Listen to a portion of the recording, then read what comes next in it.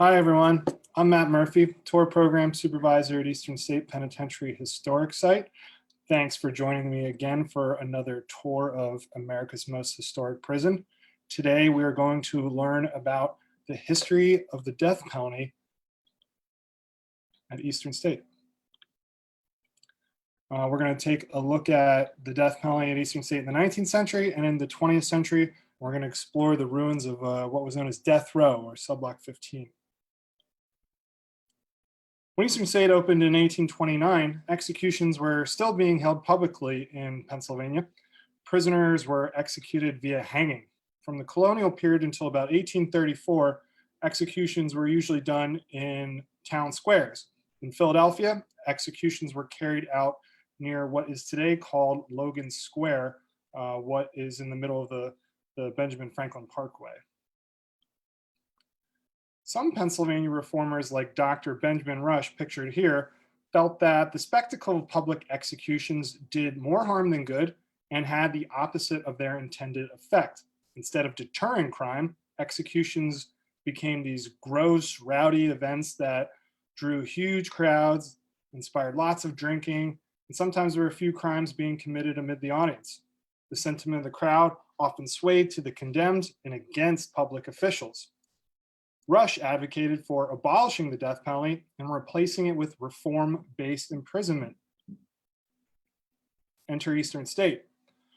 Reformers like Rush believed that laboring and reflecting alone in a solitary confinement cell would be a more effective way to deal with crime.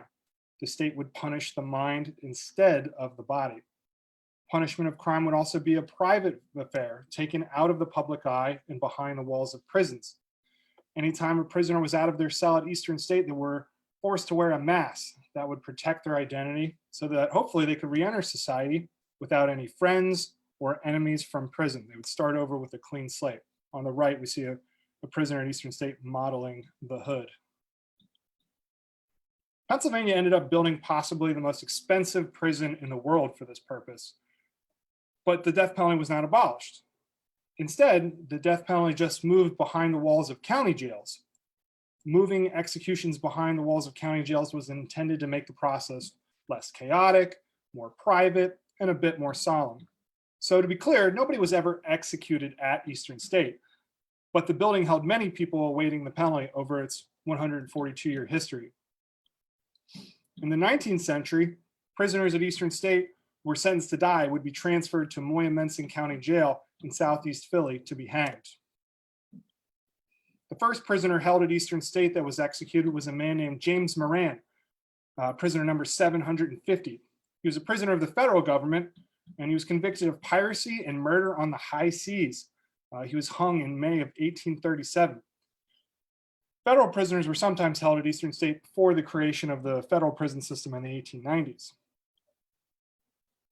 One Eastern State prisoner was executed for a crime he committed while imprisoned at Eastern State. In 1884, prisoner Joseph Taylor murdered a guard named Michael Duran. Duran was transferring Taylor from his exercise yard to his cell. While Duran was fiddling with the locking mechanism on the door, Taylor clubbed him in the head with a piece of wood that he broke off of his loom that he was using for weaving. Weaving was a very common trade learned at Eastern State by prisoners.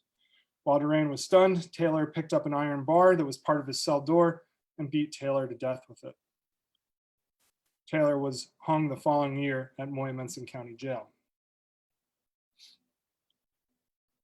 In 1913, the state legislature decided that execution should be carried out in a state prison by state officials. Rockview Penitentiary was completed in 1915, and since then, all executions in Pennsylvania have taken place there. At this time, the method of execution switched from hanging to the electric chair, which is pictured here. A man named John Talip was the first to be executed by the electric chair in Pennsylvania. A few Eastern State prisoners would be sent to the electric chair at Rockview. Martin Farrell, C8359 on the left, and Francis Wiley, C8825, would both go to the chair. They're actually brothers-in-law. Farrell arrived at Eastern State with a sentence for larceny of an automobile in 1932. Wiley arrived in 1933 with an armed robbery sentence. Along with three other prisoners, the pair escaped from Eastern State in the summer of 1934 via sewer. While on the run, they participated in the murder of Philadelphia racketeer William Weiss. Once recaptured, they received the death penalty for Weiss's killing. Officials returned Farley and Wiley to Eastern State in early 1935.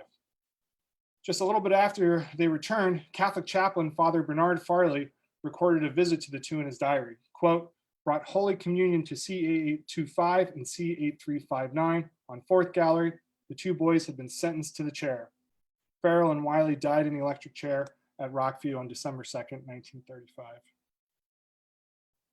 Between 1915 and 1962, there were about 350 executions in Pennsylvania, including 2 women. In 62, the state switched from the electric chair to lethal injection. The last person executed via the electric chair in Pennsylvania was actually housed at Eastern State for a while, a man named Elmo Smith. Death row prisoners, or capital cases as they were known in Eastern State, were kept in a few locations in the prison throughout its history. The historic site has records of death row prisoners being kept in Cellblock 1, the Gallery of 4, and Cellblock 15, which is pictured here. 15 was completed sometime in 1959. It was constructed to serve as a maximum security block for solitary confinement. Most of the prisoners then were actually just being punished for breaking a prison rule, but some were serving the death penalty. They were kept on the 2nd floor of the building. The block is small. It's only 2 stories with about 17 cells on each level, but it's definitely the most modern cell block in Eastern State. The spare cells were designed for punitive solitary confinement. They had a bunk, a combination sink toilet, and not much else. They did have rolling crash gates and a remote electronic locking system, and 2 corridors that divided the hallway with steel bars, one for guards and one for prisoners. And this was deemed necessary to create distance between the staff and the high security prisoners in the block. Prisoners in death row did not go to the dining halls, the rec yard, or work. They were on nearly around the clock lockdown in their cells. Prisoners occasionally were allowed out to shower and exercise in a small courtyard that was just for Cellblock 15 prisoners. And most prisoners today live in some form of solitary confinement. That's kind of a universal when it comes to the death penalty. Here's another view of the courtyard. We see a prison worker bringing supplies into Cellblock 15. So everything that these men needed had to be brought to them. Here we see a guard working the cell door mechanism. While I'm sure the guards appreciated this new modern technology, in a way this must have highlighted how out of date the rest of the building really was. The other 950 or so cells in the building were still operated manually with lock and key. Most of the cell door mechanisms dated back to the mid-19th century. By the time 15 was opened in 1959, it was clear that the prison as a whole was outdated, obsolete, and needed to be closed. Here we see calls from the public and the legislature to shut the old prison down. Eastern State finally closed in 1971, and prisoners were sent to other institutions, and the facility was abandoned until its reopening as a historic site in 1994.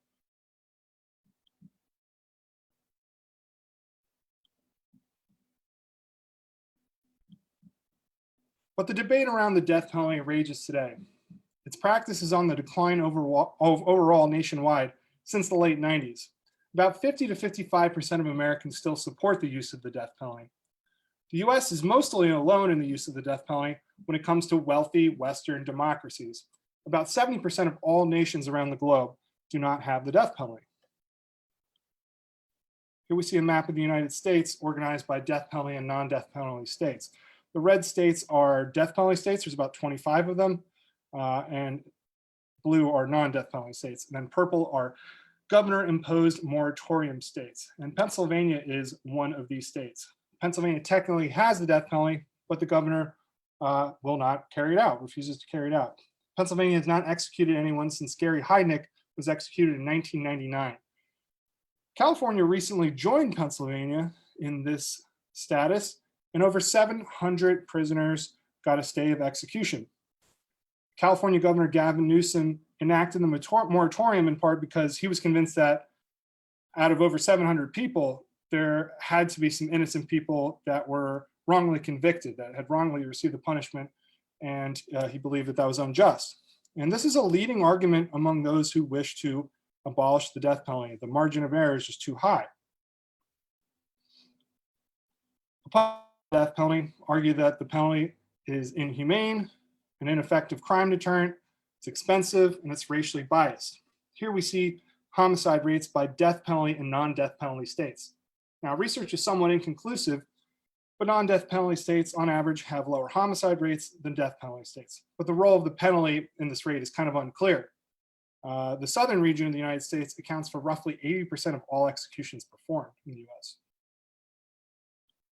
Many supporters of the death penalty believe that it is an effective deterrent, but more importantly, maybe, for many supporters of the death penalty, deterrence isn't really the point. They see it as a morally justified act of retribution, that it's an appropriate measure of justice for the victim's family and society at large. Now, obviously, we're not going to settle this debate today, but I'd love to hear your thoughts on some of the following questions. You can put your thoughts in the chat and we'll try to get to them. Does a desire for retribution justify the use of the death penalty? Why do you think other Western democracies like Canada, Australia, England, Sweden, France no longer have the death penalty? What do you think is the future of the death penalty in the US? And if you were in charge of the death penalty in your community, what would you do? Keep it, abolish it, change it somehow? Let us know in the chat. So let's see if there are any comments or questions.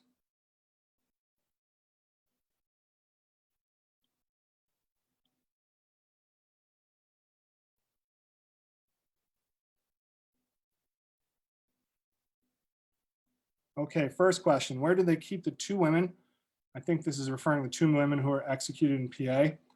That's a good question. I actually don't know the answer for that, but I am happy to look it up and get back to you. I don't believe it was at Eastern State. I think this was after Eastern State closed. Is this how prison systems still function, where a prison may have a death row, but not actually perform executions there? Yeah, I think that is really still the case in Pennsylvania. There are death row prisoners in other prisons in Pennsylvania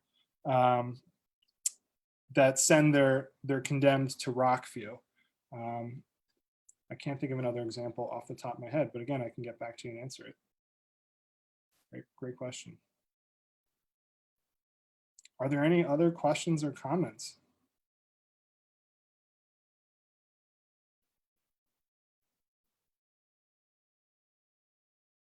What of the death row areas are still open at Eastern State today? Great question. Cellblock 15 is still in a pretty heightened state of decay. We've cleared out a little bit of the first floor so that visitors to the building can get a glimpse of the tier on the east and the west side of the block. We haven't opened the second floor up. I would love to get in that space with visitors. It's a very compelling building. And it can really contrast a lot with the rest of Eastern State. Instead of the big, high, church-like cell blocks, it has this kind of mean industrial look to it. We've got a comment here. It is very telling that most countries do not have the death penalty. Hopefully USA also moving in that direction. Thank you for your comment. Another question. Do you think the high numbers of life sentences have made capital punishments more desirable? This is a really complicated question, and I probably don't have the best answer for you. We recently had Mark Maron from the Sentencing Project as a speaker, and he published a book called The Meaning of Life that closely examines the relationship between life sentences and capital punishment. So you could check that out. It's Mark Maron, The Meaning of Life. Someone said that they would keep it. They would keep the penalty as long as there was no question about the prisoners being guilty. Great follow-up question. Do we feel like there is any chance of certainty in our criminal justice system? So something to consider. Thank you so much for your comment.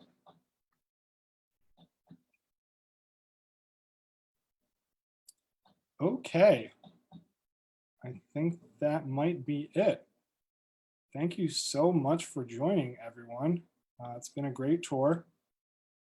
We hope to see you next week at Wednesday, 2:30 for another tour of Eastern State.